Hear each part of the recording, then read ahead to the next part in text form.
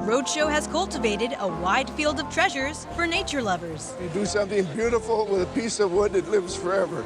That's amazing. Should I hug you now or later? It's Antiques Roadshow, Natural Wonders.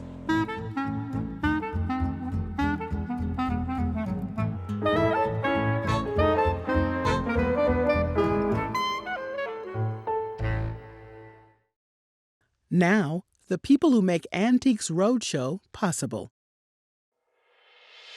On an American Cruise Line's journey along the legendary Mississippi River, travelers explore Civil War battlefields and historic riverside towns. Aboard our fleet of American riverboats, you can experience local culture and cuisine and discover the music and history of the mighty Mississippi. American Cruise Lines, proud sponsor of Antiques Roadshow. I saw you come in with this and said, oh, that's a basket of my dreams. Treasures made of natural materials. This is an ancient Hawaiian Kou Calabash, and it's cut out of the crotch of a tree. And those that capture nature's beauty. I love the cactus flowers. They bloom in one day and then the blooms are gone. Have been cherished for centuries. Qianlong was probably the most forward-thinking emperor of the Qing dynasty and was interested very much in the natural world. That's cool. We're kicking off this special hour of nature appreciation with a winter scene that's actually guaranteed to warm your heart. I wanted to learn about it. I got it about 22 years ago, and I got it basically because it was a snow scene. I bought it in a thrift store, and it was $125, which seemed like a whole lot of money at the time, and I even waited a week to buy it. And then the lady who ran the thrift store was nice enough to hold it for me for another week until my husband got paid. And I love it because of the snow, and I just wanted more information about it. Well, you know the artist. I knew the artist. I looked it up before I bought it, Walter Launt Palmer. Yeah, it's Walter Launt Palmer. He was a 19th century artist. Do you know anything more about him at all? His father was a sculptor, and other than that... Yeah. Well, he was a 19th century artist trained as a Hudson River School artist. He was born in 1854 and lived in 1932. He was painted probably around 1900. He did almost exclusively these snow scenes, and he was very popular during his day. And he's able to capture the tones of the sunsets, the beautiful light coming through the trees. He sort of went out of favor, but he's coming back in these days. One thing about this painting, though, which is very evident, is the fact it's under glass. Did you put it under the glass at all? No, it was under glass when I purchased it, and the paper on the back mentioned that it over fireplace and library, and I just figured somebody put glass on it to protect it from soot or something. Right. So what we have here is a really good condition Walter Launt Palmer. Good. You can see up in here this impasto, and it's very distinctive. You can see the brush strokes up in there, beautiful light coming through the sun and the trees. And then also down here, we love the pinks and the lavenders, you know, all these colors he's brought out of white snow. I would recommend at some point having it reframed and a light cleaning. Was this the original frame? Most likely not, but it's probably been in there for at least 50 years. So it's a terrific example of his work, and it's been preserved very well because of the glass. If you brought this to me about 3 years ago, I would have said $20,000 to $30,000. But he's recently spiked. I consulted with my colleagues. Right now, I put an estimate of $50,000 to $70,000. Oh, no. Absolutely. Oh my. How much? I'm serious. How much did you say? $50,000 to $70,000. I can't wait to tell my husband. Oh my.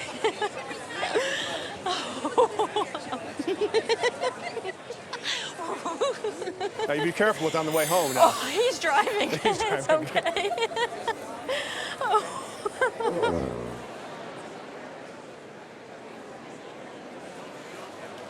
My grandmother apparently purchased it in an antique store in 1930. And when she moved back to China, she gave it to my mother, and my mother had it sitting on her dresser for, oh gosh, ages. And she gave it to me. So your grandmother purchased this in China? Yes, in Peking. I see. And when did she come to this country? I think she came to this country in 1950. My grandfather had been a diplomat, so she'd been back and forth many times. But in 1950, the entire family, including me, We came from Peking to Hong Kong, and my parents came to the United States, and my grandmother stayed in Hong Kong to take care of me. I see. This is a very interesting and complicated piece. It's a piece of Cinnabar lacquer. It was made during the Qianlong period. Do you know when that was? No. Qianlong was probably the most forward-thinking emperor of the Qing dynasty. His reign was between 1735 and 1795. Wow. He had a group of great imperial craftsmen working for him and was interested very much in the natural world. His reign is known for gorgeous white jades, lovely pieces of cinnabar lacquer, scholars' objects, all with puns and rebuses and stories attached to them. Really? So my colleague and I were trying to figure out what the rebus is of the cricket and the melon, which of course reflects actually how you would find a melon in nature, surrounded by crickets and leaves and things like this. And we haven't quite finished our research. But here you have a cricket, you have prunus here, you have melons, you have wonderful leaves, all carved out of 3 layers of lacquer. The first layer, and it's really not easy to see, but it is yellow, which is meant to simulate gold. Oh. Above that is a green lacquer, and above this is this lovely cinnabar red color. Each layer was applied in 100 coats. 100 coats? You're kidding. And then left to dry for 3 days before the next layer was applied in a different color. So it was a very painstaking process. My and look at the goodness. quality of carving. This quality of carving could only have been done in the Qianlong period. Really? And what's very interesting is that your grandmother or grandfather, or someone from your family, knew that this was quite a fragile piece. Yes. So look what they said here. Keep this ring in place when shipping or transporting from place to place. Yes. That's great. Cinnabar lacquer is actually not only made of layers of lacquer from a tree, but it has layers of fabric as well. At auction today, this item would bring between $7,000 and $10,000. Wow. Wow.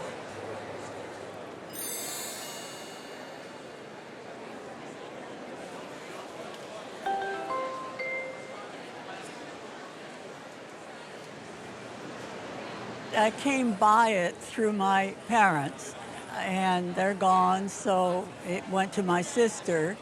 She's gone, so I have it now. And you know where they acquired it? My parents were traveling in Europe right after World War II. I think he had business over there.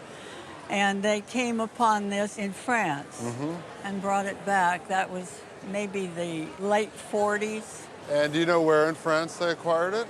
I heard it was from Aubusson, where they used to make the old tapestries. It is from Aubusson. It is a tapestry from the mid-20th century. I would put a date, 1945 to 1950 on it. The cartoon, which is the design of the tapestry, was done by a gentleman named Jean Lurçat, who is without a doubt the premier tapestry designer in France of mid-20th century France. He is also a painter, also was a carpet designer, but he's really best known for his tapestry designs, his cartoons. And he really was one of the driving artists behind the revitalization of the Aubusson tapestry looms in the mid-20th century after the war to make these very modern, fantastic pieces. It's a hand-woven tapestry weave. They still had trained artisans in the town of Aubusson.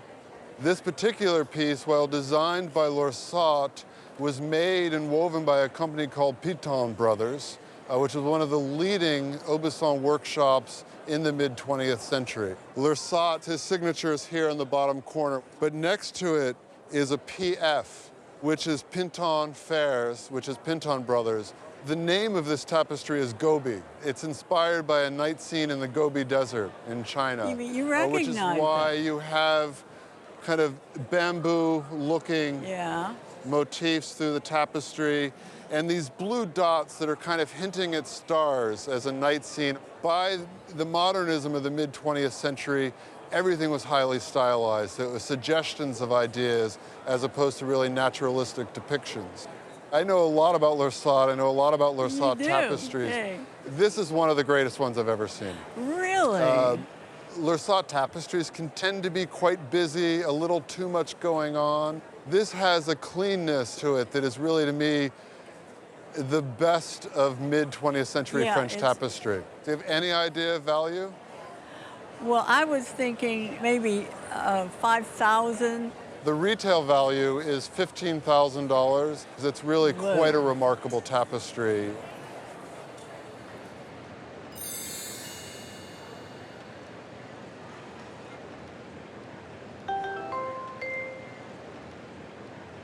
And I came down for a weekend to visit my folks to bring more records back up to Yosemite.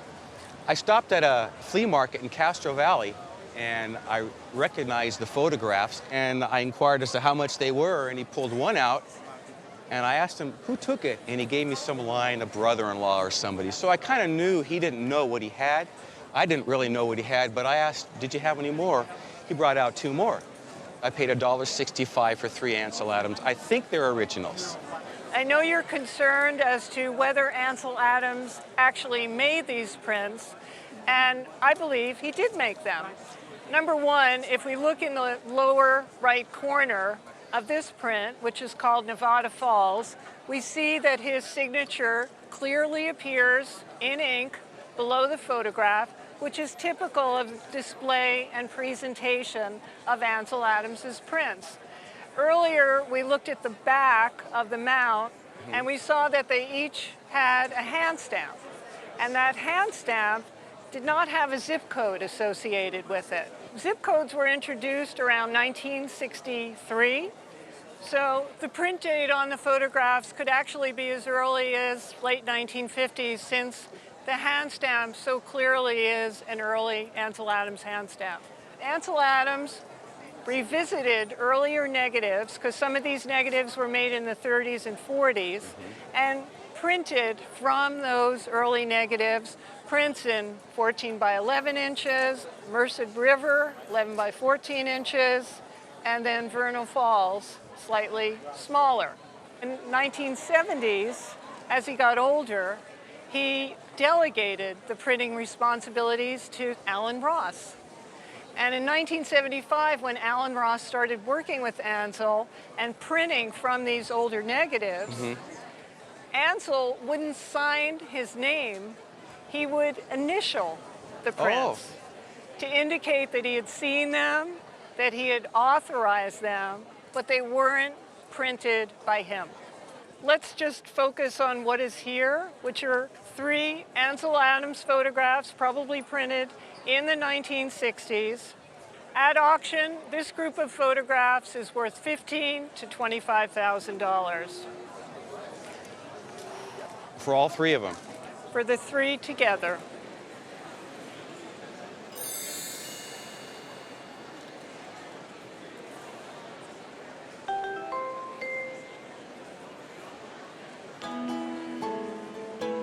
It's a Regal, but what makes it so unusual, of course, is this double volcanoes Hawaiian stenciled scene on the top. Okay. And it was originally sold as a Hawaiian guitar. So it was intended to be played on the lap with a steel bar, and it can be converted for conventional playing style in a specialty guitar shop set up for conventional playing style. This guitar would easily sell for $2,000. Wow. Grand. That's not bad. This is the real deal. These are what we call natural pearls.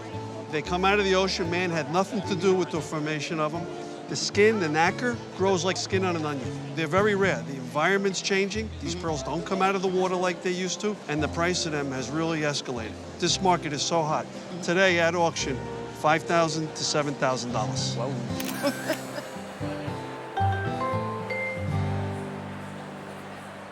It was my husband's grandmother's, given to her on her wedding in about 1920 by her great aunt, who acquired the bowl in the 1880s. And it sat on my husband's grandmother's floor for 70 years. The kids used to get in it and spin around. And when they got too big, then they couldn't spin the bowl anymore. I hear that story often. That's very fun. Oh, yeah. This is an ancient Hawaiian Kou Calabash in Umeki poi. These bowls made in Hawaii are unique in the Pacific. Everybody throughout the Pacific ate taro, but the Hawaiians were the only people who beat it into a thick paste, almost a soup. And therefore, they took these low bowls that are known throughout the Pacific and made them basically into these high-walled, almost soup bowls. The best of these poi bowls copied the gourd. And this has a wonderful organic form. It rests on a point, and it just seems to float on the table. The walls are very thin, and it's cut out of the crotch of a tree so that you have a core here, you have a core here, and you have a third core, which would probably be the branch of the tree here. This light sapwood that you see here dips down from the rim 3 times around the bowl, which gives it a wonderful swirling pattern. So this is a hard bowl to make. It's dramatic, made by a nameless craftsman. We don't know when, sometime in ancient Hawaii, but we do know who did the repairs on it. And it has some wonderful repairs. Now at each core, this is end grain on the core, so it's soft and it eventually rots out. And they all have repairs. So your repairs are in these 3 areas. These were put in the 1880s by a man named Herrick in Honolulu. He was a German repairman who did a huge number of bowls, like over 30 years. He repaired bowls for all of the elite. His trademark is combining 3 or more different patches. There is a big wooden patch here, then there are some small pegs around it, and I think over here we can see a butterfly, and then the butterfly is pegged. So each repair itself becomes a little picture. And the bowl has a wonderful finish. You have never touched this bowl. It's never been refinished. And that's great. It still retains a little bit of the shellac finish that was probably done when Herrick repaired it, which you can see in the bottom, but it has wonderful patina. Now, what's very important in Hawaiian bowls is that you never finish the inside of the bowl. When you look in here, you can see that this bowl has never been touched. I just think it's an outstanding piece, and I would guess that if this bowl appeared in a Honolulu antique shop, it would be priced at between $20,000 and $30,000. Easily. No kidding. And I would expect that it would reach the same at auction, and perhaps even more at auction. Wow. I think that's amazing. I was too rough with it. I'll have to treat it more kindly. No more spinning, kids.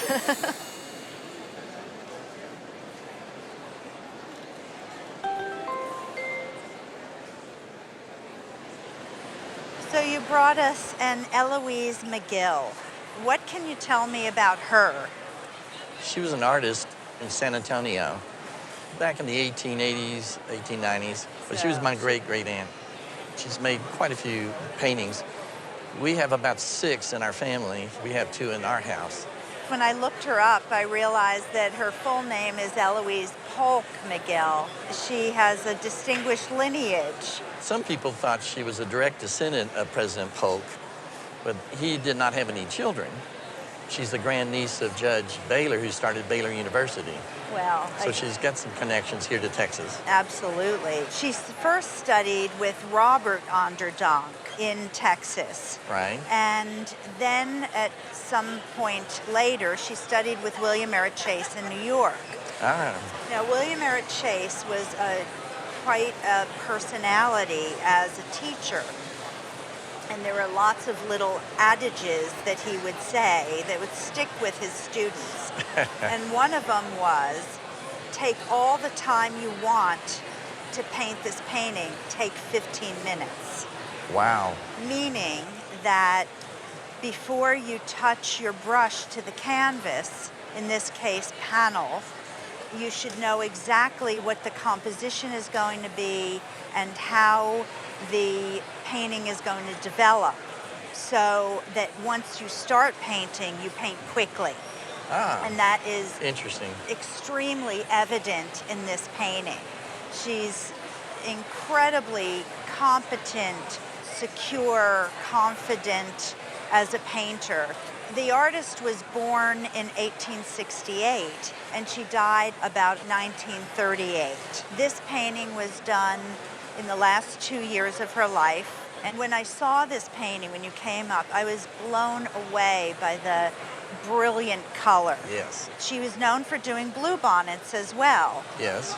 We have one of the bluebonnets. Well, bluebonnets are particularly popular in Texas, but I love the cactus flowers. Cactuses, they bloom in one day and then the blooms are gone. Isn't that correct? That's correct. The value of this painting for retail replacement purposes is probably close to $20,000. Oh, wow. We were hoping for a few thousand. That's awesome.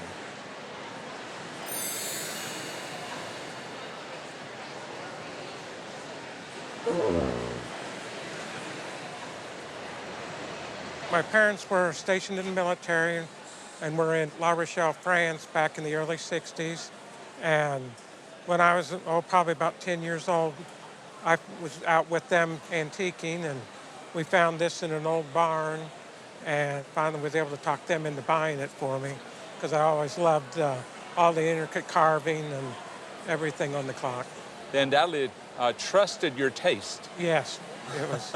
Well, it's an attractive clock. I mean, it's like eye candy, isn't it? You know, I mean, the carving that they've put into this and all the detail and all the leaves, the birds on it, even to the acorns that are on the side. I mean, you just don't see that type of detail work anymore.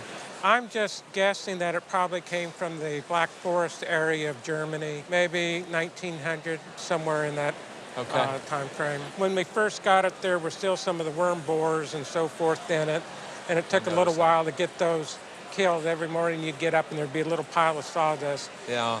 They have a real problem in Europe with powder post beetle, and that's what this is, damage from it. I haven't seen any signs of recent activity, but they are a pest over there. Are they? You mentioned that you've sort of cleaned it up a little bit. And I think that's what dictated the difference in color between the face itself and the body of the clock. It probably is a little darker at one point, may have had a darker wax on it and everything. Still a very attractive looking clock. And I guess, is this a pheasant on top? I believe that's a pheasant with a hen and a chick. Well, these were sort of in the taste of the Black Forest clocks of the region, but I think this one may be even French. Okay. And there's a couple of reasons. One is the face of the clock. You'll notice these little porcelain cartouche numbers here. That's typically a French influence right there. Okay. And then the second thing is the shape of the plates of the movement. Don't you like this brickwork on the back of it? Yes. You know, if it was in front of a mirror, you'd get that view. Sort of a neat feature. But I don't know if you noticed that the mechanism is sort of square in shape. And that's also more of a French influence as opposed to the German influence. Has what we call a count wheel strike. Nice quality movement. It really is not in the vein of the cuckoo clock. This is far superior to it. And this was a much more expensive item. Well, it's an 8-day clock. Strikes on the hour and a half hour on a bell. Your date, I think maybe is a little late. I think it to be about 1880. Okay. This has a tight enough grain. I don't know if it's walnut or possibly alder. Real attractive clock. I tell you, it's impressive to see this quality of carving. Today, I would retail this clock for $3,500. Oh, well, very surprising. And how much did they pay for it? I think it was about $20. Boy, can you imagine how proud they would be today? Yes, it would.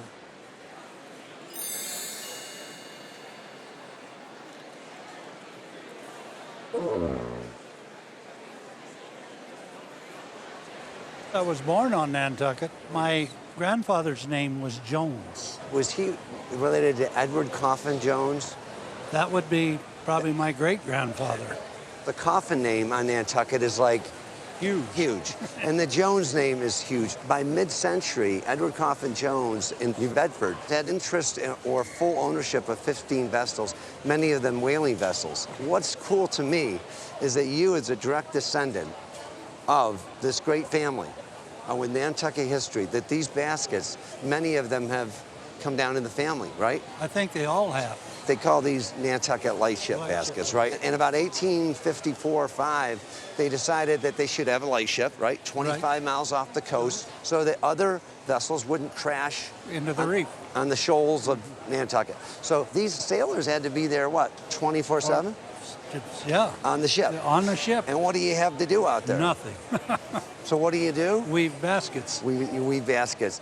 This basket right here, for instance, is an early basket. The wooden stave coming up here with copper on the inside. The wonderful oak and ash and hickory staves. Basket making, of course, moved onto the island by about 1900, even the late 19th century. What you want to look for on some of the late 19th, early 20th century baskets are these brass staves here, and it's really tight. Your family has kept them in good condition.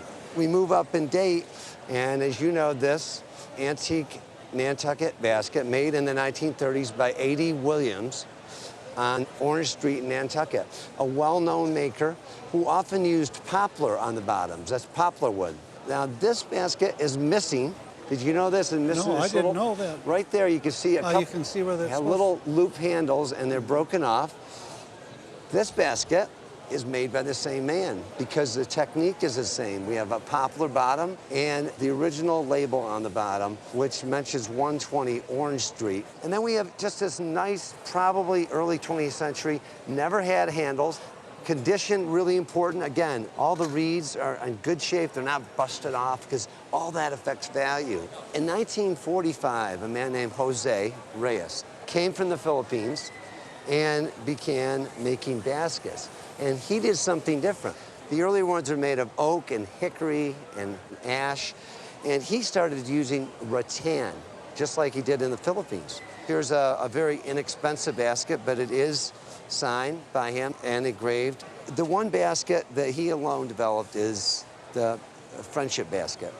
And this is kind of a symbol of Nantucket, right? Right. He worked until 1980, right through the 50s, 60s, and 70s. And these originally sold for $15. I'll go through value, and I'll start out with the most recent. This, because there's not much going on, Reyes, at auction, is about $150 to $200.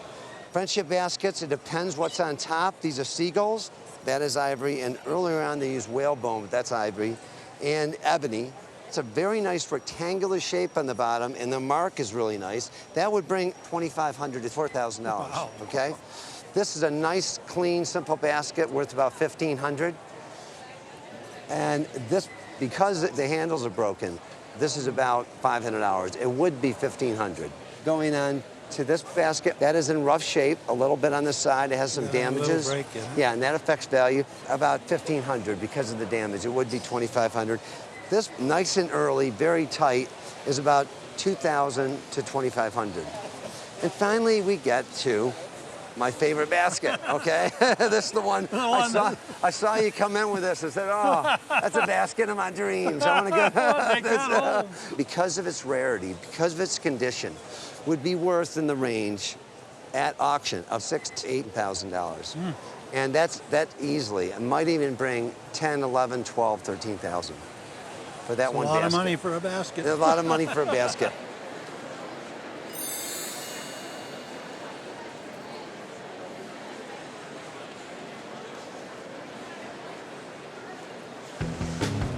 We don't have any signatures on them, so they're just pretty snowflake roaches.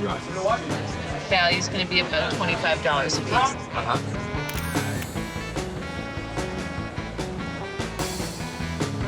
piece. It's a very good piece of Newcomb. This scenic Newcomb, the landscape, is a little bit rarer.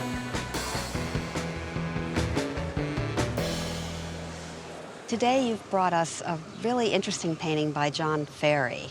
How did you acquire it?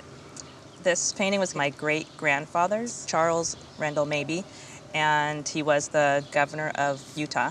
Oh, wow. So he acquired this when he was in his term as governor. The artist, John Fery, was born of Hungarian parents in Austria and started his early life there, studying in Vienna and Munich.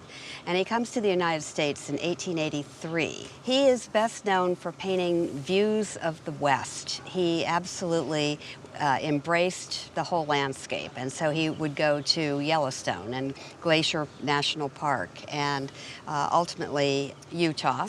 He was also known for being the artist for the Great Northern Railway. And he painted hundreds of paintings for them. And they were used as advertisement to get people to ride the rails to go west and to visit the West. Now, this painting has an inscription on the back that dates it July 1920. So he would still have been living in Utah at that time. And it also has the title. It's called Three Patriarchs, Zion Canyon, Utah. And the three patriarchs are the three cliffs that you see there. Have you ever had the painting valued? I have not, nor has anyone in my family, to my knowledge. If this were being sold in a gallery, the painting would sell in the range of $25,000.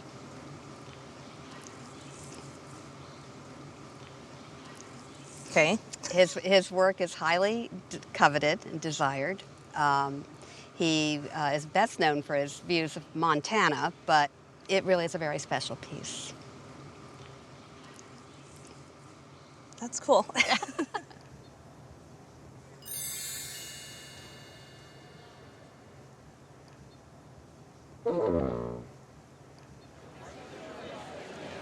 I had gone to a leftover estate sale at the Montgomery Theater here. I looked around and didn't see anything, and I said, you don't have any jewelry around?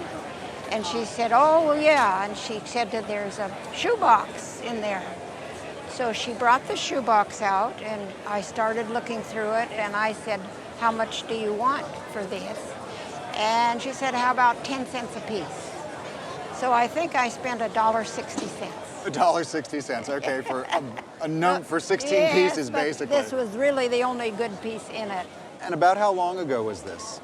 About 32 years ago. About 32 years ago. Okay. It is gold, first off, and it's composed of elements that involve these small swallows, which are enameled. You also have these flowers with turquoise. Yeah. And then down here, these are carved coral that are carved in the shape of grape clusters. Right. Now, there are no hallmarks on the piece, but based on the style of the enameling, we can assume that this is probably a Swiss enamel necklace. In the 19th century, the Swiss were known for their enameling techniques. They were known to make beautiful pieces similar to this. This piece was made between 1850 and 1860. Oh, my. So it's quite old. And what I also love about the piece is that it's sort of filled with Victorian romanticism. We've got the bird motif, which represents swallows. And as we know, swallows return to Capistrano every year. Right. And to other parts of the world as well. This was probably a gift given to somebody who was going away, but it was a reminder that they would also return. Oh. We also have the forget-me-nots. So someone who is going away has got a flower here that's referring to, do not forget me, I will return. Isn't that nice? Isn't that lovely? Oh, it's great gosh, sentiment. Yeah. And then the grape clusters, many times this refers to bountifulness, fulfillment of a relationship or a great bounty. So it's filled with a great deal of Victorian romanticism, sentimentality. It's actually in extremely good condition. These pieces are very delicate, so it's unusual to find them in this good condition. And because of that, this is a piece that collectors would really respond well to. And so if this item came to auction, I would put a value on this of between $6,000 and $8,000. You're kidding. No, I'm not kidding. Oh, my goodness gracious me. Isn't that great? Oh, I'm rich and didn't know it. It's a great investment off in your original 10 cents. A lot better than my IRA.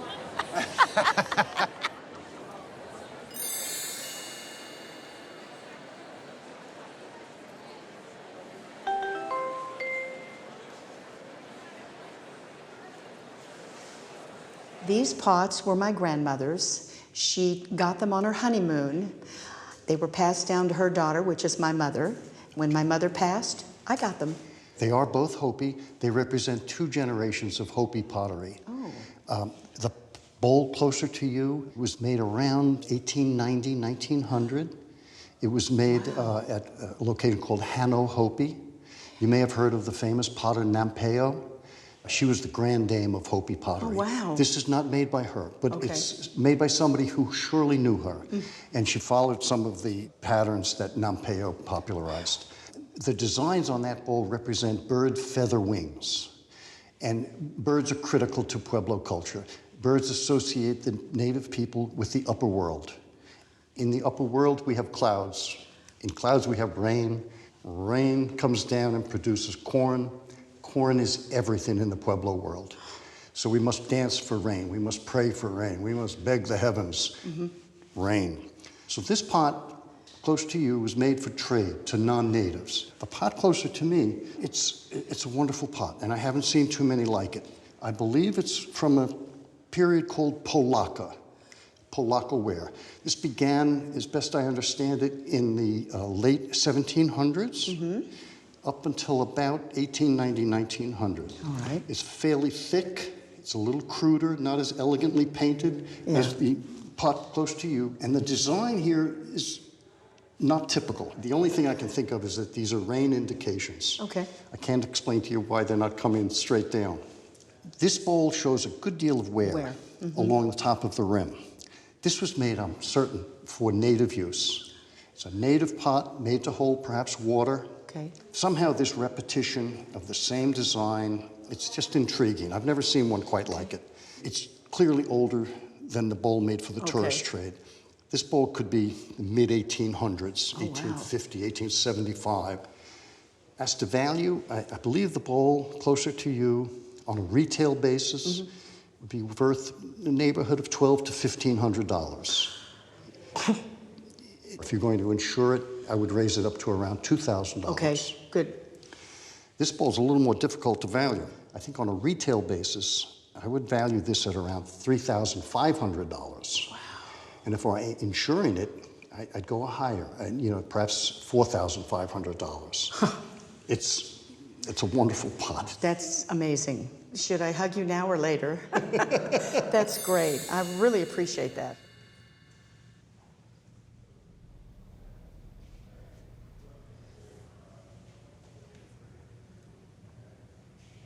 I bought this about 10 years ago at an auction. It's by the Highwaymen, and they were a group of black artists in South Florida in the 1950s. And they would paint along the highway, and the gentleman that was the most prominent of them, his name was Mr. Newton. He's the one that signed it. We've had it hanging in our dining room for 10 years. Where was the auction? In Fort Walton Beach, Florida. And everybody was sitting around talking about it, and the auctioneer, a good friend of mine, says, well, I'll waive my commission. The first $500 buys it. I went, and I bought it. Good for you. It's an oil on board, so artist board or masonite in this case. Okay. The moniker Highwaymen came about because they were literally selling their paintings up and down the highway. Oh, okay. Stopping from one exit to another, going to hotels, going door to door. They sold anywhere from $25 to $50 is what they would sell them for. And it was a group of roughly 26 artists. Yes. And as you said, Harold Newton was the kind of premier best artist of the group. And they would paint on very inexpensive materials, and often they would frame it with just ordinary coving molding that you would find in houses. They're pretty widely collected. The wonderful part about these highwaymen, these African-American artists from Florida, is that they painted the kind of untouched landscape of Florida in the mid part of the century. Okay. And they started, as you said, about the 1950s, painted right through about the 1980s. It's difficult to date this because it's not dated. If I look at the material and the type of pickled oak frame that it has and the way the liner is painted with this kind of whitewash, I would say it's an early one from the 1950s, maybe the late 1950s. They were trained pretty much by a very prominent landscape artist in Florida named Bacchus. Beanie Bacchus. He was a white artist, but he loved training African-American artists. Okay. And they got pretty successful, and they all made a living doing this. This, I think, is a rather good one. It's really an undisturbed landscape. There are no buildings, there are no people. It really captures that remote, unspoiled Florida landscape of that time period. Okay. Today it's so built up, as we know. Sure. And today at auction, this would probably bring somewhere between $8,000 and $12,000. I wasn't going to say this, but golly. Yeah, there's a real collecting fad for this type of art. And you nailed one of the better ones. Congratulations. Thank you very much. My pleasure. Jeez.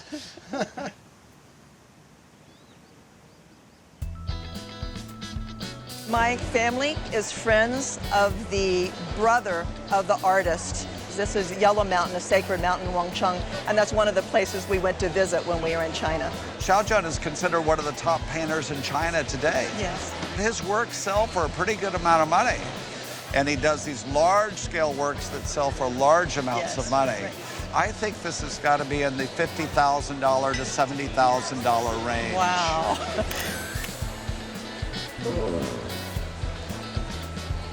There was a firm based in Newark, New Jersey, named Wordley, Alsop, and Bliss. And what they've done in this particular suite is use moonstones combined with rubies and set in 14-karat pink and yellow gold. You would be looking at an auction value of $3,000 to $4,000. Oh my goodness. It's very impressive. Oh, that's wonderful.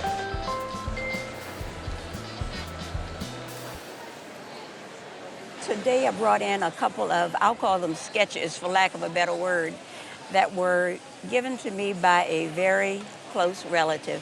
I just found them very interesting and wanted to find out what they were worth. Okay, and you know who the artist is? Edward Bannister, I think is his name. Do you know where the relative got the works?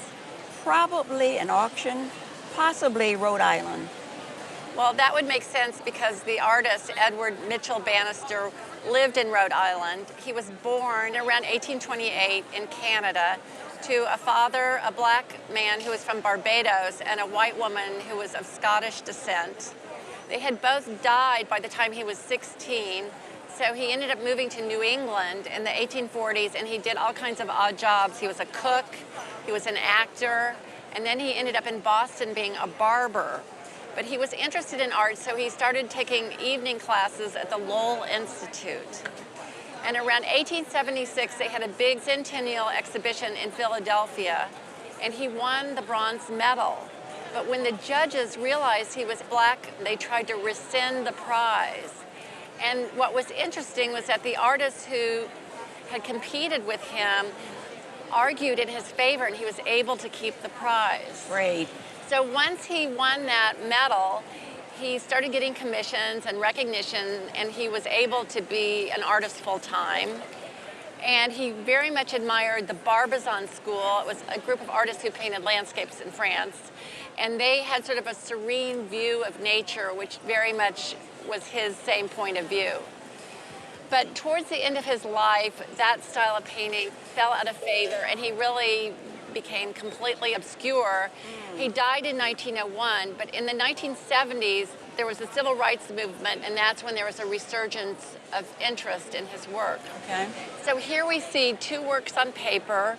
In this one, the paper has yellowed a bit, and we see a scene with a couple of figures. And this landscape is signed with initials in the lower right. But what's fascinating is that he has repurposed a prescription pad, and here you can see the RX up here in the corner and the address. It would be interesting if one would be able to find out if either of these works related to a painting that he did later on. Mm-hmm. The artist hasn't sold a great deal at auction, probably more oils than works on paper. And I think if we were to combine the value of these two works at auction, it might be something like $2,000 to $4,000, maybe a bit more if we were talking about retail. So although they don't have a terrific amount of value, they are so interesting to see because he's a very interesting artist and one of the very early black artists in the history of American paintings. Well, certainly an interesting history.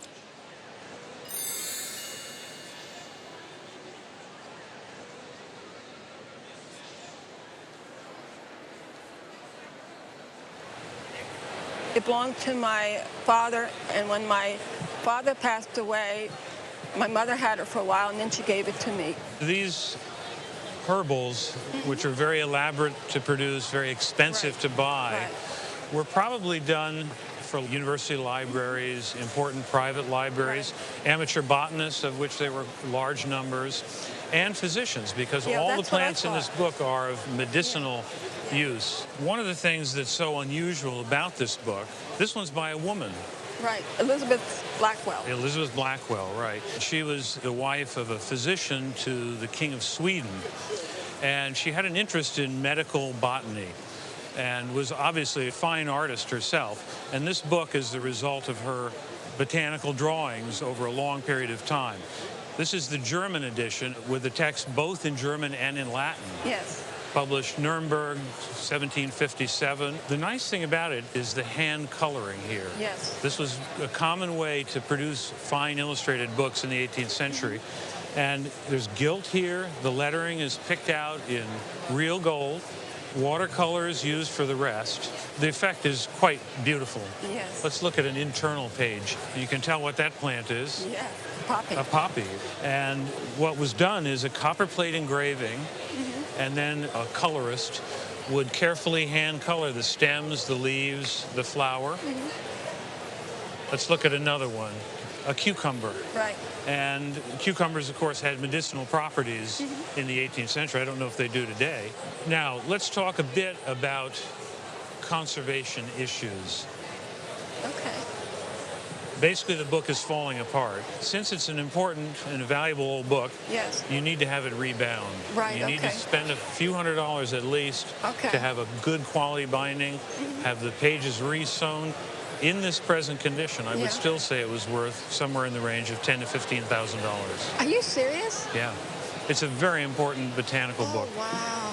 Some of the better botanical illustrations of the 18th century are right in this book. Oh.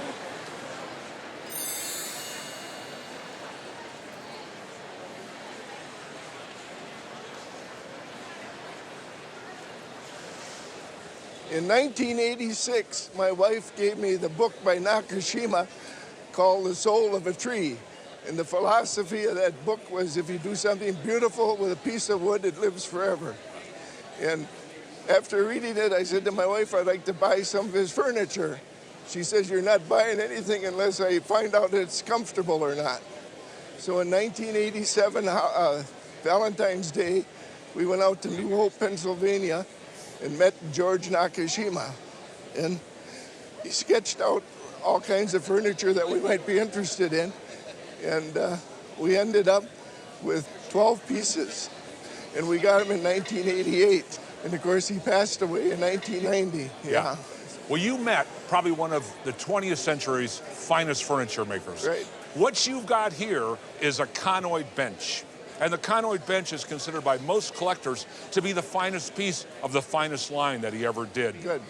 It's a gorgeous piece. The grain is excellent. It's very curvilinear. You have several great things. You've got knots and curves. Butterflies add value to George Nakashima furniture. You've got a free edge along the front. You've got a free edge along the back. All those details add value to a piece of Nakashima furniture.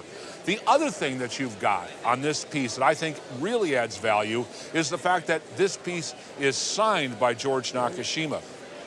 Having it signed by George Nakashima certainly adds value to it in today's present market. However, it's my opinion that in the future, that signature that you have on the bottom will add even more value to it. Whether it's 10% or 20% or even more, I don't know. Everything that you would want a piece of Nakashima, this piece has. Do you have any idea as to what this piece might be worth? Well, I do follow it a bit, and I would guess maybe 20,000. What did you pay for this piece?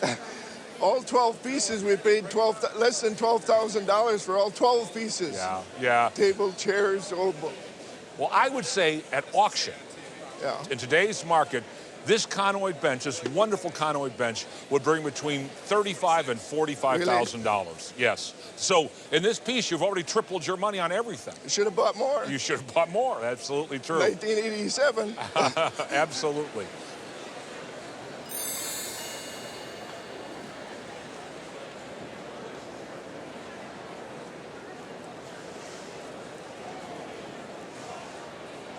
In the 1930s, my parents went to an estate sale in New Haven, Connecticut, and they bought it. And I know that they didn't pay much money for it because they didn't have any money. It's been in the family for over 60 years. That's wonderful. This particular glass was made at Tiffany in around 1914. Tiffany was owned and operated by Louis Comfort Tiffany, who was the son of Charles Tiffany, the founder of Tiffany and Company. This particular glass is called aquamarine glass. It was produced for a very short period of time. The glass resembles seawater. And when they first made this, they put a lot of aquatic life in it. Later on, they added flowers to it. This piece is signed on the bottom. It says Elsie Tiffany Favril, and then there is a number also. Although the piece is signed, doesn't always mean that it is Tiffany, but only Tiffany made aquamarine glass. It was such a difficult technique that no one has been able to replicate it. This was very costly to make because a lot of the pieces broke. At the time, they would sell these for between $200 and $250, and there were very few made. Your piece of glass is worth between $30,000 and $40,000. Pretty good.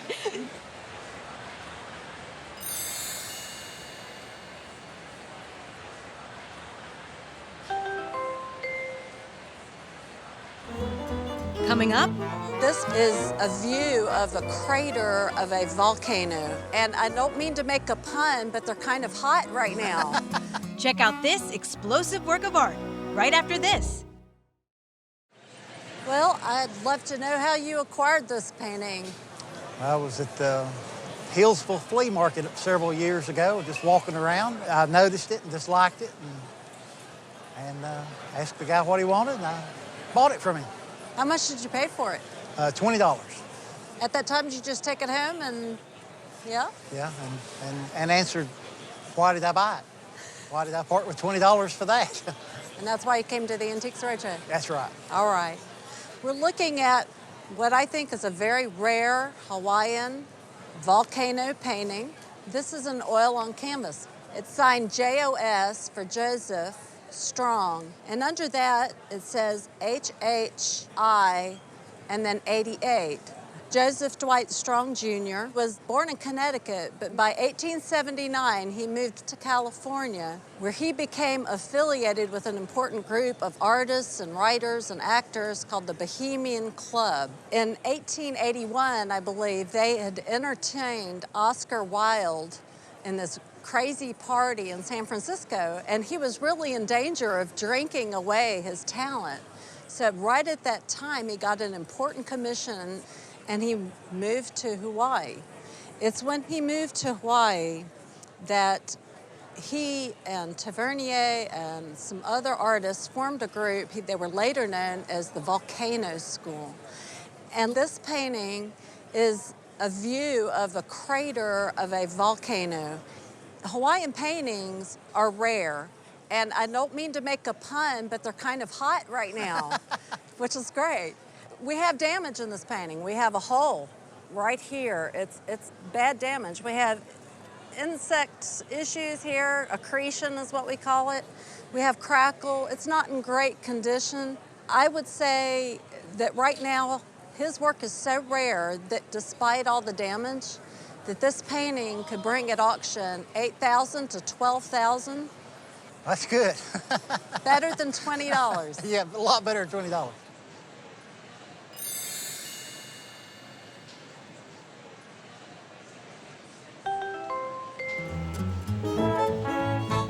Thanks for watching this special episode of Antiques Roadshow. Follow at Roadshow PBS and watch us anytime at pbs.org/antiques or on the PBS video app. See you next time on Antiques Roadshow.